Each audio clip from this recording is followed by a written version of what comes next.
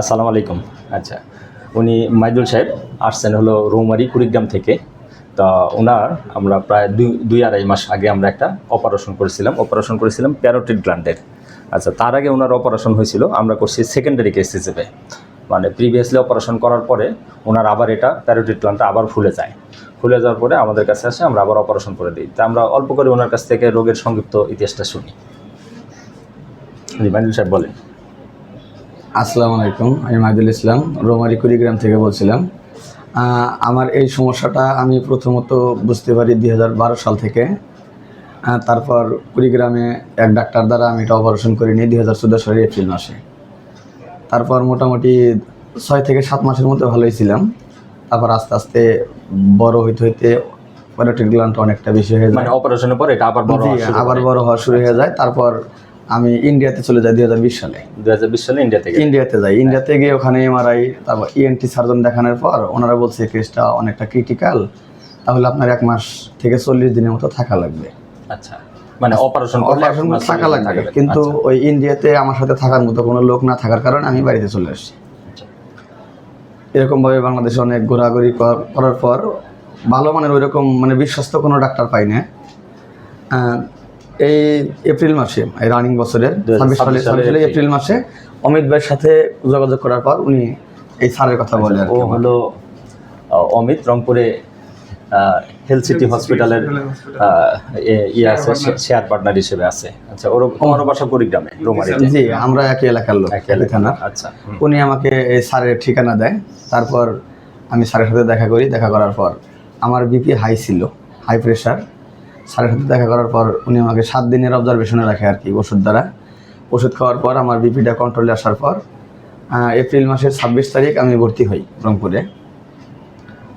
April মাসের 27 তারিখ রাতের 1টা থেকে দীর্ঘ 8 ঘন্টার অক্লান্ত পরিশ্রম করার পর মোটামুটি আমার এই অপারেশনটা সাকসেসফুল হয় আর কি। আচ্ছা, এখানে আমি একটু বলি যে মাইদুল সাহেবের যেটা ছিল যে প্যারোটিড গ্ল্যান্ডটা একবার অপারেশন হয়েছিল, অপারেশন হওয়ার পরে সেকেন্ড টাইম আবার যখন এটা বেড়ে যায় তখন উনি হলো এই বছর আমাদের কাছে অপারেশন করতে আসে। তো প্যারোটিড গ্ল্যান্ডে 5টা ব্রাঞ্চ থাকে, এখানে একটা নার্ভ থাকে, ফেসিয়াল নার্ভ। এই ফেসিয়াল নার্ভের 5টা ব্রাঞ্চ থাকে। এই ব্রাঞ্চগুলো আমাদের এই যে চোখ বন্ধ করা, মুখ খোলা, হাসি, এগুলোর জন্য এইগুলোকে কন্ট্রোল করে। তো এখন প্যারোটিড গ্ল্যান্ডের অপারেশনের ইয়াটা হলো যে এই ব্রাঞ্চগুলা নার্ভের যে ফেসিয়াল নার্ভের যে ব্রাঞ্চ আছে, 5টা ব্রাঞ্চ, যেগুলো সুতার মতো চিকন, এই 5টা ব্রাঞ্চকেই সেভ করতে হবে। তো আমরা যখন অপারেশন শুরু করলাম, এখানে এত পরিমাণে ফাইব্রোসিস হয়ে আছে, যে একদম ক্রিটিক্যাল অবস্থা। তো যাই হোক, আমরা এই অপারেশনের জন্য সাধারণত লুপ ইউজ করি, এই যে 5x লুপ, 8x লুপ, মানে হলো একটা জিনিসকে, ছোট জিনিসকে বড় করে দেখায়। মানে এটা হলো 5x, যে একটা ছোট জিনিসকে 5 গুণ বড় করে দেখাবে। তা আমরা লুপ দিয়ে দেখে ওর নার্ভগুলো সেভ করি, কিন্তু একটা নার্ভ একদম টিউমারের সাথে ভিতরে পুরোপুরি ইনগাল্ভ হয়ে গেছিল। পরে আমরা মাইদুল সাহেবের ফ্রেন্ড অমিতকে ডাক দিই অপারেশনের সময়, যে এই নার্ভটা সেভ করা যাবে না, সেভ করতে হইলে কিছু টিউমার রেখে দিতে হবে। পরবর্তীতে আমরা সিদ্ধান্ত হয় যে না, এই নার্ভটা আমরা সেভ করবো না, আমরা এই যে মুখের যে নার্ভটা আছে বাক্কাল, এই ব্রাঞ্চটাকে কেটে দিই, বাকি 4টা নার্ভ সেভ করি। এবং এটার ফলে দেখা যায় যে ওনার অপারেশনটা অনেক সময় লেগে যায় সেকেন্ডারি কেস হওয়াতে। ইউজুয়ালি প্যারোটিড গ্ল্যান্ড অপারেশনে 2, 2.5 বা সর্বোচ্চ 3 ঘন্টা সময় লাগে, কিন্তু ওর প্রায় 6 থেকে 7 ঘন্টার মতো সময় লাগছে। এবং রিভার্স অজ্ঞান সব কিছু মিলে প্রায় 8 ঘন্টার কাছাকাছি লেগে গিয়েছিল। যাই হোক, খুশির খবর হলো মাইদুল সাহেব আজকে মিষ্টি নিয়ে আসছে। মানে মিষ্টি নিয়ে আসছে এই জন্য খুশি না, খুশিটা হলো আন্তরিকতার জন্য, যে মিষ্টিটা আসলে এটা একটা আন্তরিকতার প্রকাশ। কৃতজ্ঞতা বলতে ভালো লাগে যখন রোগীরা যে এরকম সন্তুষ্টি প্রকাশ করে। এই সন্তুষ্টি আমাদের সবচেয়ে বড় পাওনা। আলহামদুলিল্লাহ, আমরা কালকে একটা ক্যান্সার অপারেশন করছি, মুখের ক্যান্সার। 12 ঘন্টা অপারেশন ছিল, রাত 9টা থেকে শুরু করে সকাল 9টায় শেষ করছি। সকাল 9টায় শেষ করে গোসল করে আবার অফিসে গেছি।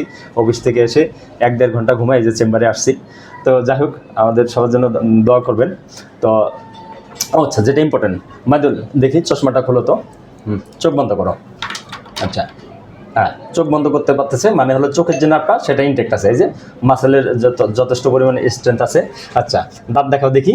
এই যে আমরা এই নার্ভটা কেটে দিছি, হালকা একটু মাউথ ডেভিয়েশন আছে, কিন্তু অভাবে বোঝা যাচ্ছে না। এটা in the course of time এটা ঠিক হয়ে যাবে ইনশাল্লাহ। হ্যাঁ স্যার, ধন্যবাদ সবাইকে।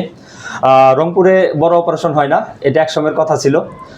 আমি যখন রংপুরে আসছিলাম আমার চ্যালেঞ্জটাই ছিল যে এই বড় অপারেশন, ক্যান্সার অপারেশন, এগুলো আমি রংপুরে করবো ইনশাল্লাহ। এখন হচ্ছে রংপুরে, আশা করি আমার যারা জুনিয়র আসবে তারা রংপুরে আরও বড় বড় অপারেশন করবে ইনশাল্লাহ। ধন্যবাদ। আসসালামু আলাইকুম রহমতুল্লাহি ওয়া বারাকাতুহু।